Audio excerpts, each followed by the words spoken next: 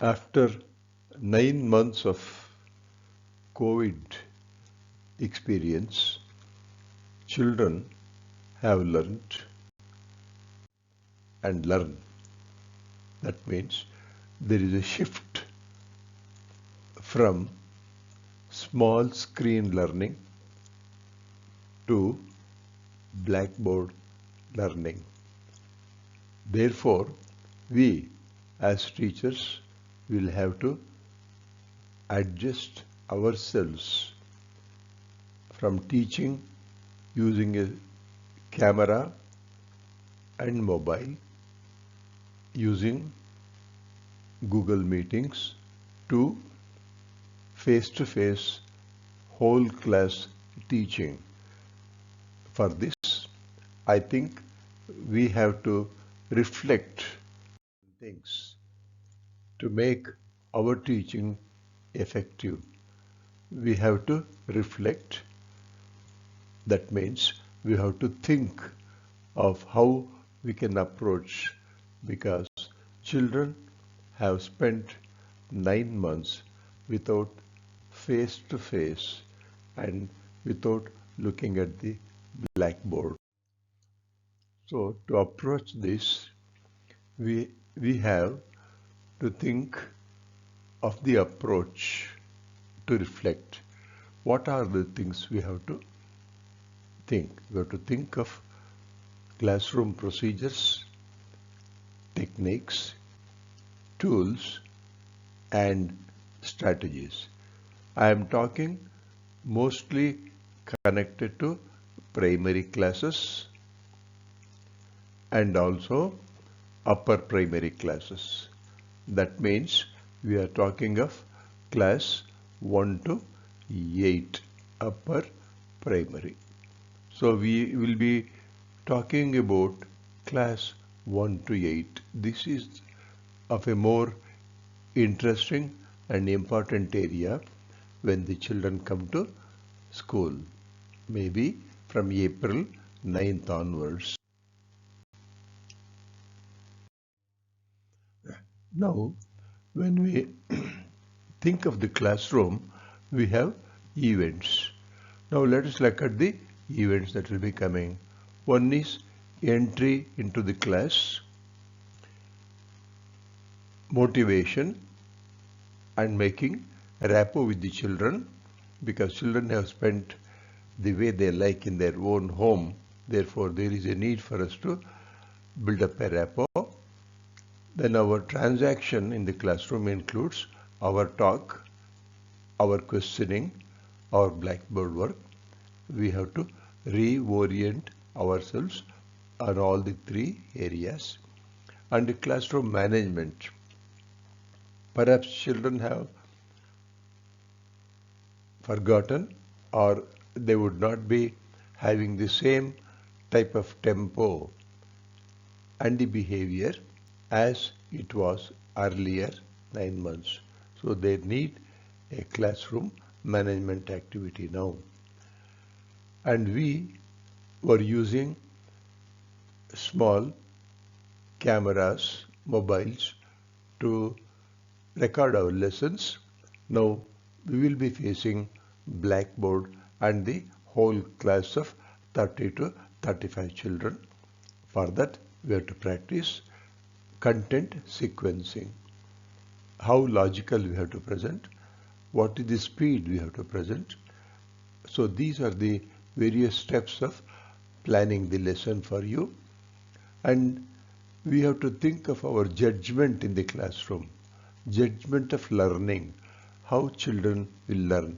I will talk to this in the next few PPTs about the type of judgment we have to do, because in class 1 to 8, normally we will be assessing children in the formal assessment, that formative assessment, that is whatever happens in the class, you judge and decide the learning. We have to do review, revision, and also follow up. On all these things, there is a need for us.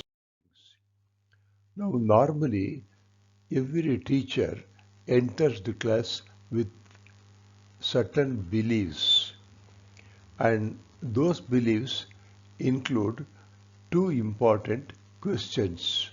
One is, what do we want students to learn in the class, and how can we bring excellence of their learning and their behavior. For that, in any setting, we use values. We have our own values. School has its own values.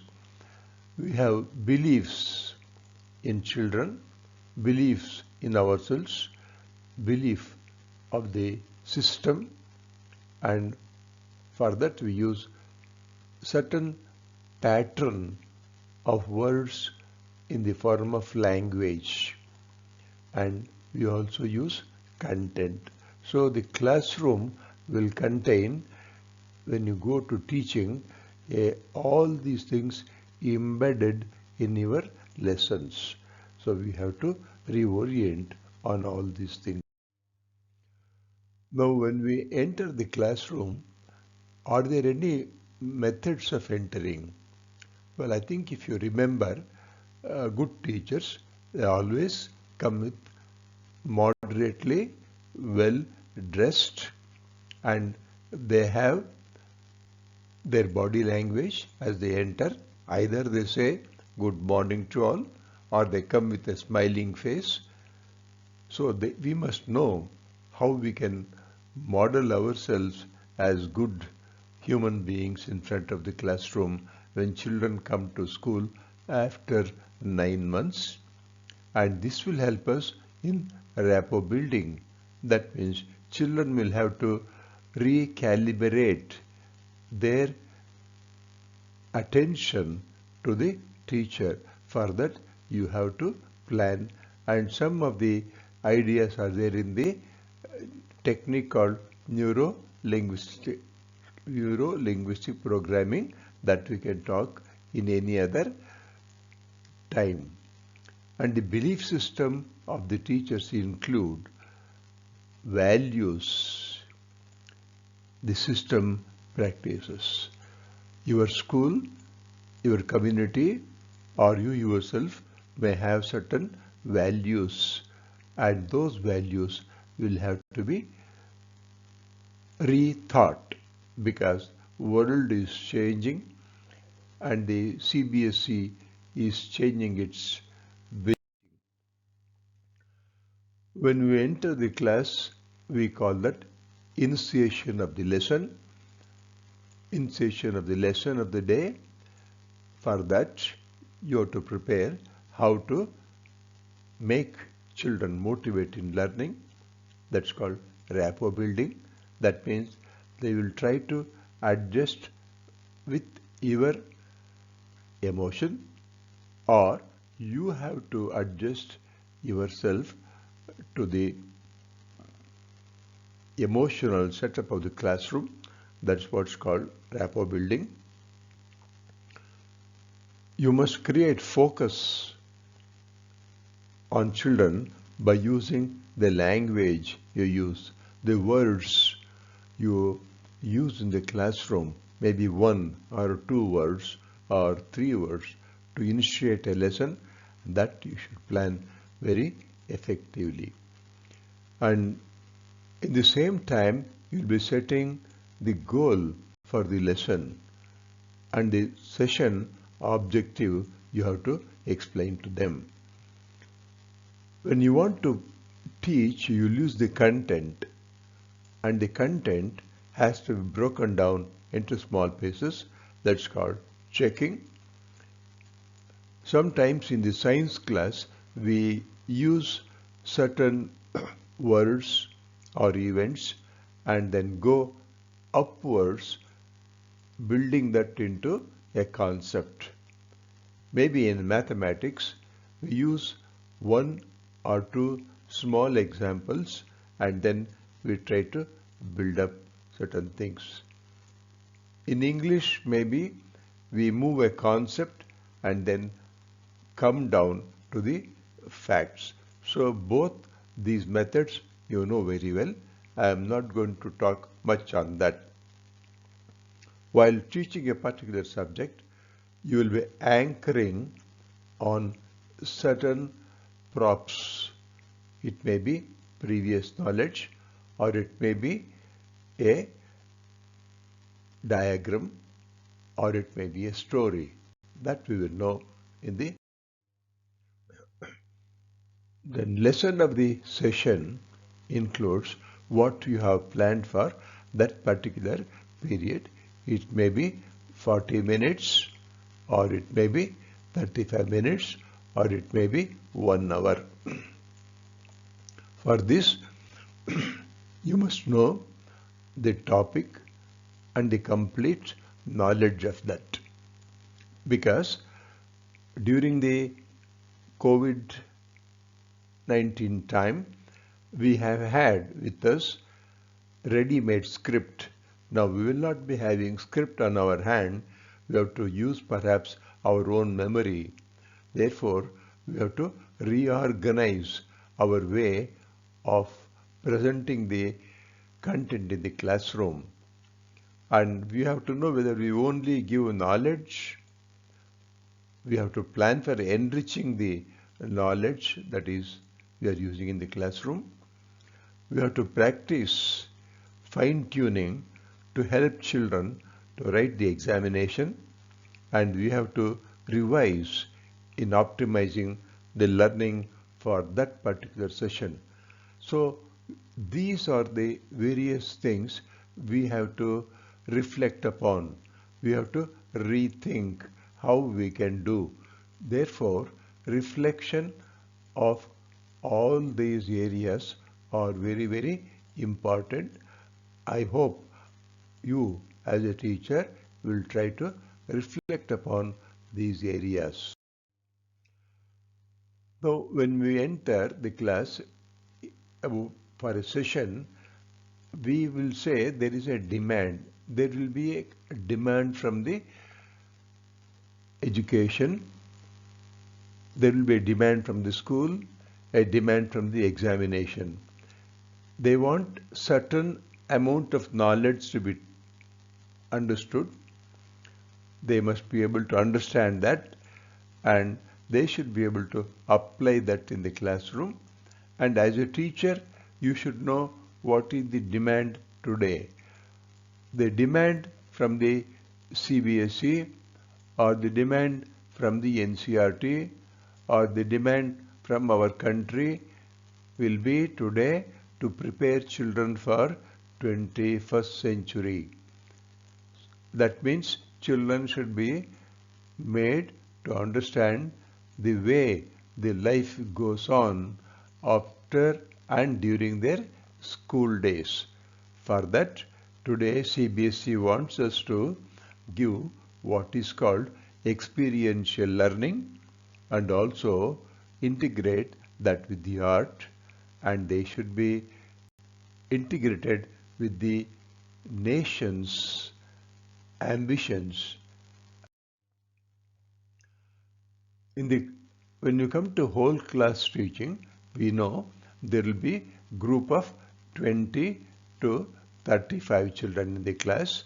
These children may have different styles of learning. Some children may look at things and learn very well. They're called visual learners. Some children may listen to your lecture or your teaching and they learn and understand concepts. And some children may be very happy to do certain things, feel certain things, and learn. So we have to have a combination of all the three types of learning situation in the classroom, where everyone gets the benefit of learning. Therefore, you must contemplate, you must reflect upon how you can go about giving equal opportunities for the three types of learners in your class. Your activities should include in the classroom. Normally, we have teacher doing some activity, students doing some activities, we have to replan that. How much teacher have to use the classroom, how much students will have to use the time. So today's experiential learning indicates students must use nearly 60% of the activities in the classroom for learning, and teachers will have to scale down to 40% or less than that to do their activities. That means you have to provide hands-on learning activities for children. What are the hands-on activities? How we can present it? We shall look at it in. To make children to do hands-on learning or experiential learning, I suggest especially for class 1 to 8, we must use what we call D3 system. Very simple, because our classrooms do not have much infrastructure using higher technology. At least we have to have, we can write teacher-made diagrams. We can plan dialogues in the classroom. We must use discussions. These three are a must in the class. We will not just talk and talk and talk in the class. We use diagrams, we use dialogues, we use discussions, followed by simple questions to help them learn. We will find out what are the types of questions we must use on these three approaches of teaching in our classrooms. That's what I said. Reflect upon these things. When you go to class, we call that whole class teaching, and we also use Blackboard as a medium where children look at the blackboard and you listen. That mode we will be going. For that, we can have a direct mode. That means you can talk directly without using any material like storytelling. That's one mode. Interrogative mode is another one where we use simple questions to focus on the subject, and children would ask questions to understand. Interactive mode is one where I told you, using some props like diagrams or a story or an example, you can go to interactive mode where children also talk, interact.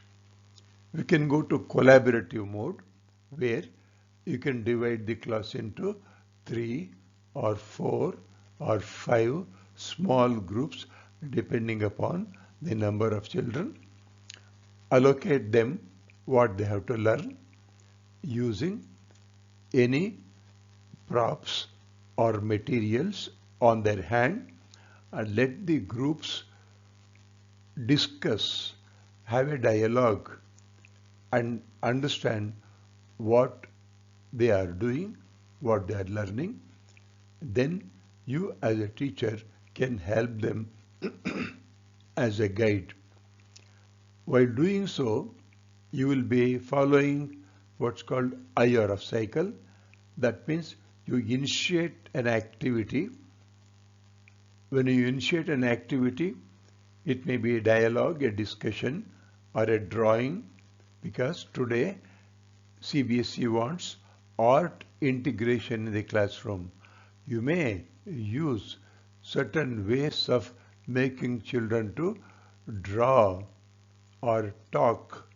See, talking is an art, dialogue is an art, discussion is an art. All this type of arts are required for you. It may be visual or it may be performing art. Initiate that in the classroom. When you initiate, they'll be interacting and doing something that will be response. Observe the response, and then if you know response is weak or strong, you will have a feedback. Then change your approach. Of any of these approaches you change, this cycle called IRF cycle continues as long as you are in the class. Therefore, my dear teachers, when you go to classroom, reflect upon these things. Now the content what you are going to use in the classroom should have a good flow. It should not be touch and go type. It should be logical. Whatever you plan, that should be logically organized. It should be meaningfully presented. The speed at which you present the material using different approaches should be calibrated according to the learning style of the children. It should be valid. That means whatever you teach should have a reference to their examination. It should have a reference to their assessment. That is important. It should be reliable. Whatever we teach should be same if anyone were to refer the textbook or go to internet and study what we have taught, what they learnt in the classroom should be reliable, and it should be integrated with the current trends. You should know what children should learn in the class apart from the subject, what behaviors they have to learn, what kind of approach they have to go for life. They are all current trends. You should be able to use that in your classroom, and that is again a point for you to reflect upon when you enter the class. As I said, judgment refers to the particular session you are handling. If it is a 40-minute session, you should judge whatever you have planned children are able to assimilate, because you will be presenting them in the variable learning styles. You will be monitoring that. You will be regulating the content flow. You will be doing all these steps of teaching. While doing so, you will be observing their sensory signals. You will be looking at their learning.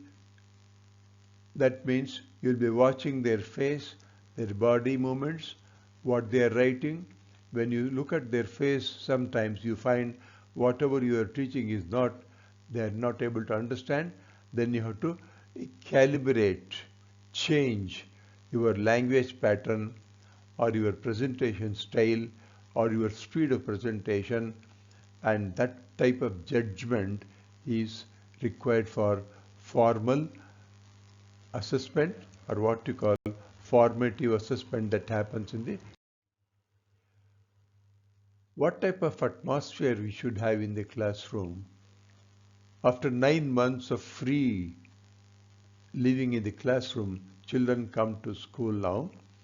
Should we have the rigid atmosphere where children learn only some content and go, or we will have a flexible atmosphere where children can ask, interact, and then learn? You want to be authoritative. That means you ask them to sit down and learn whatever I tell you, or you want them to interact with you in a friendly manner and then ask them to learn. You want to facilitate, help them learning by doing small, simple group activities where they collaborate, learning, they talk to each other, they help each other, and you'll become a friend. So think what type of activities you would like to do and create social atmosphere in the class. It is essential because 9 months after they're coming, they already would have acquired some good or maybe some bad or maybe some anti-social behaviors we have to attempt. Our teaching skills would include introducing the lesson. From there on, we go to probing questions. We will explain and we will be illustrating examples. We will be changing our stimulation variation. We will be reinforcing, and then we will also, while doing, we will be managing the classroom. We will be controlling the classroom children, and we will be using all the time whenever required the most important thing, the blackboard. All these are our core teaching skills. We have to now think on these things, because doing small screen teaching, these skills were not much required. What we wanted was only a good PPT presentation, but now these skills will have skills I have just explained to you. Skill of introducing, whether you want to brainstorm, put a presentation, I suggested you use the D3 system to do introduction of the lesson. Classroom management, find out you are going to manage the classroom. Use of blackboard will become important during our teaching activity. When we do not have much resources in the class, we must be able to, we must learn how to use probing questions to help children to seek further information. We must use questions to redirect their attention. We must ask questions to think of information what we are doing and make them to remember what they have learned earlier. And then you must focus our questions on to teach critical awareness of the particular topic. 21st century skill requires critical thinking. You have to plan that. While explaining, you must be using words which are clear. There must be relevance to the content you are teaching, and it should cover the essential points required for examination, required for behavioral changes. These are the skills we have to. Further, you must now cite examples. You know, by 9 months experience, internet, Google can give you several examples, or you can ask children to look at YouTube and learn certain things, what you taught in the classroom. That means you must cite examples. Stimulus variation you have to follow, especially your body movements, your gestures, your change of speaking patterns, interaction style, and focusing on the lesson and the oral and the visual switching. You have to switch from oral, that means talking, to some visual, maybe using either blackboard writing or maybe a picture, or some pictures maybe in the textbook. So you have to switch from oral to visual and visual to oral, that is stimulus variation. And reinforcement of learning we have to do by simple questions. Reflect upon these methods. Children are used to learn from web apps already. They have almost become experts. I could see my grandson doing almost 7 to 8 hours of Google search. So make children to use that practice to Google extra information for enrichment of their subject. Make children to refer to YouTube lessons. Hundreds and hundreds of lessons are there on any single topic. The only way, you have to know how to use YouTube on the topic we are teaching. Example, if I am teaching Cell division, hundreds of lessons are there on cell division in different languages. Let children Google it in the YouTube and learn it. If possible, make children to have a dialogue using the Skype or Google meetings to exchange and discuss ideas. They are required for the present generation. This you have to rethink and build up your lesson plan. I would like to acknowledge my sincere thanks and my gratitude and gratefulness to all the viewers who have taken some material from different sources. I would like to thank them. When you look at this video, as I told you earlier, please try to reflect on how you are going to present the class when they're returning after 8 or 9 months of home stay. So this is very, very important for us to take children forward. Thank you all.